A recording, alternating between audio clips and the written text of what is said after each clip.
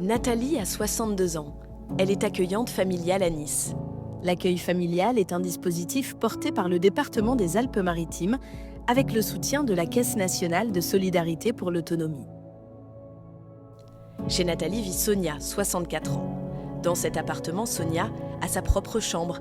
Elle participe aux tâches et activités du quotidien.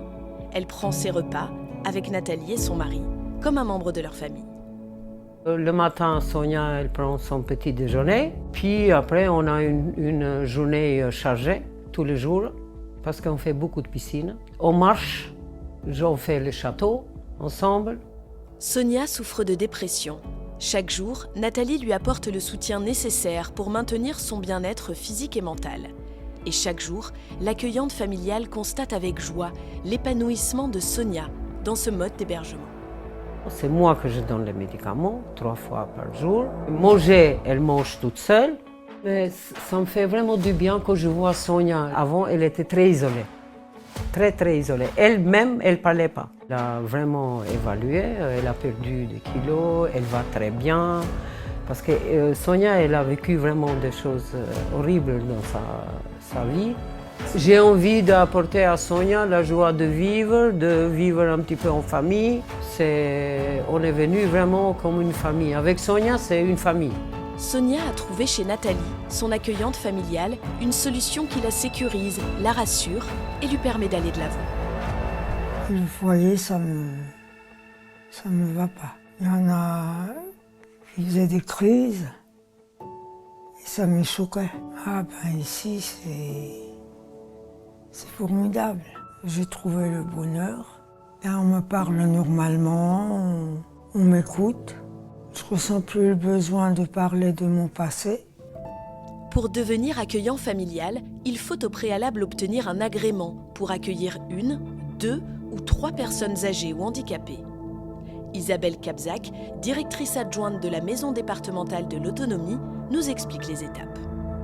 Pour devenir accueillant familial, il s'agit d'abord de nous écrire par le mail ou le courrier pour nous indiquer la volonté de s'engager dans cette voie. On accuse réception bien sûr de la demande en proposant un entretien qui se passe donc dans nos bureaux de manière à définir justement, à bien expliquer ce qu'est l'accueil familial puisque ça constitue quand même un engagement important que la personne doit avoir une chambre individuelle pour l'accueillir.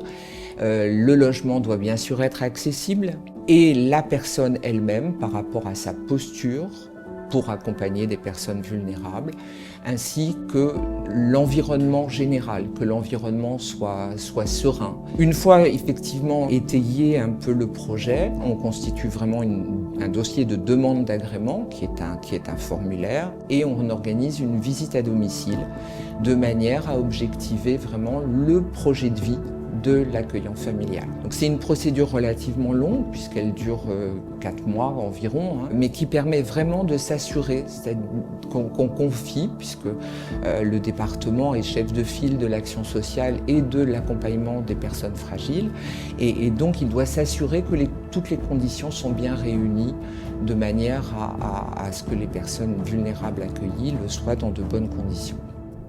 Pour garantir un accueil sécurisé, le département forme et accompagne les accueillants familiaux. Ces formations, adaptées à leurs besoins et à l'accompagnement des personnes accueillies, permettent aux accueillants de développer leurs compétences et d'assurer un accueil de qualité. Et ils ne sont jamais seuls, les services du département restent à leur côté pour les guider et répondre à leurs questions. Devenir accueillant familial, c'est bien plus qu'une activité, c'est un engagement humain. C'est offrir une présence bienveillante, faire preuve d'empathie et tisser des liens profonds qui enrichissent la vie de chacun. Akri et son mari accueillent chez eux à Cannes 2 personnes âgées, dont l'une est bipolaire. Il faut parler avec elle, pas la laisser dans son coin. On sort, on va au cinéma, on va à la bibliothèque, on va à la plage, on va au restaurant. Avec un petit groupe, on peut faire plein de choses. Un contrat de gré à gré est signé directement avec la personne accueillie ou son représentant légal, précisant les modalités, notamment la rémunération, qui reflète les services rendus et les besoins spécifiques. Cette rémunération peut aller de 1 600 € à 3 000 € par mois. Avec ce cadre clair et le soutien constant des services du département, chaque accueillant peut s'investir pleinement dans cette activité en toute sérénité. Pour Alexandre, dont la mère bipolaire est accueillie chez ACRI, c'est le compromis idéal entre autonomie et assistance. Ce qui nous a convaincus de placer maman dans cette famille, c'était le fait qu'elle peut faire ce qu'elle veut, elle peut s'isoler quand elle a besoin d'être toute seule. C'est la même vie que la personne avait quand elle vivait toute seule, sauf qu'elle est un petit peu plus entourée. Elle n'a aucune charge de course, de se faire à manger, elle n'a pas besoin de faire son ménage. Donc c'est même mieux que d'habiter chez soi tout seul. Charlie, 87 ans, est également accueillie chez ACRI. Elle a préféré la vie de famille à la vie en EHPAD. Grâce à ce dispositif d'accueil familial, elle a ainsi trouvé l'attention et la sécurité nécessaires à son bien-être quotidien. Il suffit que je dise un cri, que je crie un peu, et elle arrive. Qu'est-ce qu'il y a? Alors, si j'ai quelque chose qui ne va pas, elle s'en occupe tout de suite. Elle ne me dit pas, bon, je verrai plus tard. Elle apaise. Voilà, elle est apaisante. Pour accompagner au mieux la perte d'autonomie de ses accueillis, ACRI a dû adapter son quotidien à leurs besoins, une véritable vocation. Il faut aimer les gens, il faut être très proche des gens, il faut écouter les gens, voilà, il faut se mettre à leur place. Si on aime les gens, c'est facile, hein, ça roule tout seul, hein, c'est comme si c'est nos propres enfants, hein, c'est pareil. Hein. Devenir accueillant familial, c'est aussi contribuer à lutter contre l'isolement des personnes vulnérables, âgées ou handicapées. Au fil des années, c'est un lien familial qui se tisse. Marie-Alice accueille Frédéric depuis 32 ans dans sa maison, à Sospel. L'accueillante familiale s'est spécialisée dans l'accueil de personnes souffrant de troubles psychiatriques. Un engagement qui a nécessité l'accord et l'élan de toute sa famille. Pour moi, ça s'est très bien passé. Les enfants étaient contents. J'en ai parlé d'abord à mes enfants s'ils étaient d'accord. Hein, c'est primordial. Le mari aussi, hein, bien sûr. Et ça n'a pas embêté mes enfants parce que comme ils étaient jeunes, on faisait les sorties. Ils avaient une vie normale, quoi.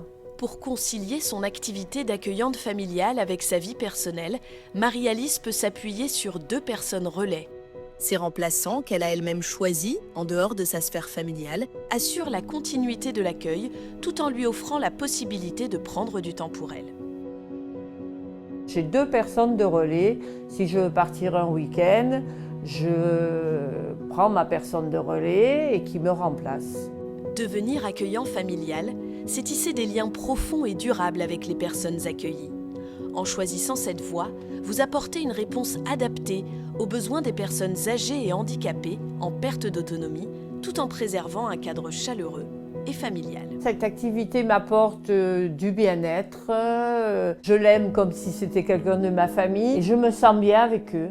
Voilà, c'est mon plaisir et je le garderai jusqu'à la fin. Je l'ai promis à la famille et je le ferai.